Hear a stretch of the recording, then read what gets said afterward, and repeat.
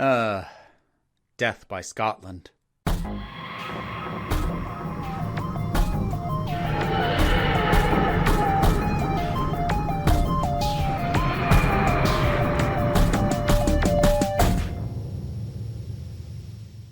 So we are coming up towards the end of Series 10, and we've arrived at an episode that I remembered very little about. And that's Eaters of Light. And having now rewatched it, I see why I retained so little of it. It's not bad. Bad is usually more memorable than this. It just is. And it probably would be a little bit less disappointing if it wasn't the last episode before the two-part series finale. And especially knowing, where things go later, and also feeling like, I will always feel like this episode, or this series rather, is at least one episode short, which in some ways it kind of is. Show used to be 13 episodes long, and by this time it was just down to 12. I don't think this was the first series that did that. But anyways, I really wish we had gotten a full, proper episode out of what is going to end up being the opening gag to the next episode. The whole thing with Missy, trying to behave like the doctor, monitored by him. And I wish we could have had a whole episode of that. And I would have put it here in place of this. Because, again, on its own, in a vacuum, and had it come earlier in the season, it'd be fine. I think it's stronger than Knock Knock, if nothing else. But there just isn't all that much, and it doesn't do a lot, unfortunately, to build towards what we're going to be getting. I mean, you should take it as a sign that for however minutes I've already been talking about, I've barely talked about this, and instead have talked about the series as a whole and what's coming next. There just isn't a lot to this. There's still some neat moments, and I think that's more what I'm going to focus on than anything else, because the overall structure of the thing, which is the doctor shows up, there's an alien threat, there's two fighting factions who need to put their own differences aside to fight the threat. They fight the threat. I mean, that's pretty much it. Serves the purpose. Functional. Not a lot extra going on. I suppose the one thing that I will put as a little bit of a legit criticism on this, as opposed to just saying just not that memorable, is that it has a theme running through it that doesn't feel like it's been properly worked into everything. Now, I have to decide in any given episode of Doctor Who, how much do the thematics matter? How much were they intended to matter? And how well were they done? Because when Doctor Who does theming well, you get stuff that I adore. And that includes some episodes that other people don't like nearly as much. Like, I still love Can You Hear Me from Series 12. I think it's brilliant, and it's brilliant because of the theming. But that's a case where the theming was so strong, I was prepared to overlook what some other people feel are flaws in that story. Now, this doesn't have a core central theme, or at least not one that it's actually built the entire thing around properly. It does have one, or at least it has one sitting there that it's not properly using, and that's overcoming fear. And I know that sounds like, well, that's broad and generic, and isn't that usually what has to happen with whoever the doctor is showing up to help? Well, yeah, to some extent, but in this case, you've got it on both sides. You've got the Picts and the woman who is the gatekeeper who summoned this creature, and she has to overcome her own fear about her place in this society, the role she is meant to fill, her ability to fulfill it, and also the danger of what she might have brought into the world. She's got a lot of fear directly related to all that. And then you have the remnants of the Ninth Legion, and the only reason these guys are still around, as opposed to the rest of the Ninth Legion that we saw obliterated in a field, is because they ran away. So they are also having to overcome fear in order to fight this thing. So you've got it there on both sides. And had the notion of fear in general and overcoming fear in particular been more core to the ideas, I think this could have been a lot stronger. Heck, the monster itself could have fed into that, given that it relies on darkness and drains away light.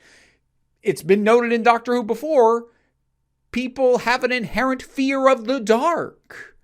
But that's also not really brought into play. It's like the pieces are here to do something a lot more with the thematics of what is presented, but either they needed another revision to weave the themes into the whole thing, or the themes are there completely accidentally. This sheer coincidence, which I want to give writers the benefit of the doubt that they didn't accidentally set up stuff that would have been really good and then just didn't notice that's what they did. I'd like to give professional writers more credit than that, but I have to grant, that's possible. That would definitely be a shame if that's what happened. I hope it isn't, but in either case, it is unfortunately not fully developed into the groundwork that's there. But like I said, there's a lot of individual elements and moments that I do like quite a bit. It's actually kind of fun to realize that Bill hadn't come to the knowledge up to this point that the TARDIS translates. She didn't realize that. And it was funny for when it happened, because I'd forgotten about this moment. It was funny when it happened because then I'm like, oh, yeah, yeah. And she even kind of herself accounts for the fact that maybe she should have realized this sooner, because she says, that's why everyone in space speaks English. What on earth are you talking about? Oh my God, it even does lip sync. Which, again, like, that's the kind of observation that I love Bill for. This sort of little nitpicky observation that we as fans are aware of and often make, but also know we're supposed to overlook. And she's just like, oh, okay, because like logically, if all the thing is doing is translating in your head, then the lips shouldn't match the words because you're hearing English and they're speaking Latin. It should be like dubbed movies, but it's not. And she notes that. And I think that's great. As weird and not integrated into really anything as it is, I actually really like the crows. I think that's more my own soft spot for folklore and sort of Celtic and Fae and that whole region of UK, British, Celtic, Scottish, Irish, all that mix of folklore. And I understand they're all distinct. I'm not lumping them together, but I'm saying that collection and those kinds of lore and fairy stories that tend to exist in those regions, I really enjoy. And this thing with the crows, the idea that, first of all crows can talk, they're just really cross. Like, it's a tossed off line from the Doctor, but like, that's just cute. But then the idea that they are honoring, that they are calling out a specific name. They're calling out Kar, who is the picked woman. And the idea that they are all honoring and remembering her just feels very folklore to me. And I like that as a vibe. And circling back to sort of Bill noting about the language. First of all, it's actually a little bit of a callback to Fires of Pompeii. You're speaking Latin. I'm not. That's Latin. You just said that in Latin. You're talking Latin right now. Seriously? I just said seriously in Latin. Oh, yeah. As someone who really loves Donna, I enjoyed that. But also, this is one of the bits that like is well interwoven and linked back to later, unlike, unfortunately, the Overcoming Fear stuff, which is just kind of there and not done anything with, because we get this iteration, of Bill noticing that for the first time properly. And then we have the scene later where the Romans and the Picts finally understand each other for the first time. They've never actually properly understood each other before, but now they do. So now that we all understand each other, how do we all sound? You sound like children. You sound like children too. You all do. And just realizing how silly things are at this point. And that's not to say that the conflict at all is silly. The Picts certainly have plenty of issue with the Romans. The fact that the Romans freaking invaded. And obviously at this point, Romans who have lost their friends, they're going to have some issues as well. But the situation they're in now, where there's a much bigger problem and whatever has gone on between you actually kind of in this moment doesn't matter, to just hear how silly they sound to each other. That's a good moment. And that sort of realizing the importance of the communication and just getting everybody on the same page and on the same level. But again, overall, these little bits, these little pieces, and even like little moments that I like, they're just kind of there, scattered about. The monsters are functional. I mean, we don't get a particularly good look at them because they're largely in the dark, which is a good idea, given Doctor Who's budget a lot of the time. And again, I kind of like the folklore feel of, this little band of Picts and Romans fighting for what for them is probably going to be minutes, but for us is going to be centuries of time that they are protecting us. Again, that feels very folklore, and I do enjoy that, but it just doesn't all come together.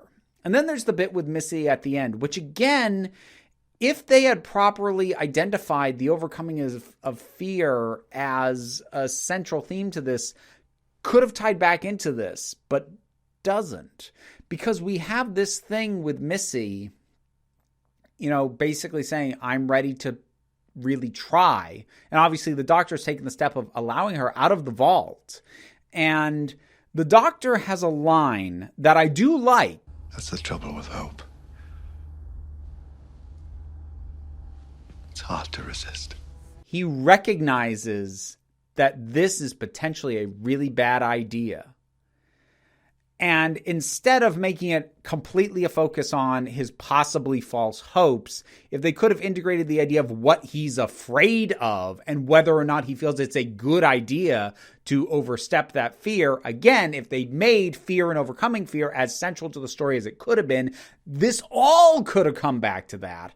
But it just doesn't. So again, we have in isolation a very good scene between 12 and Missy because Capaldi and Gomez have fantastic chemistry together and are always great whenever they're on screen at the same time.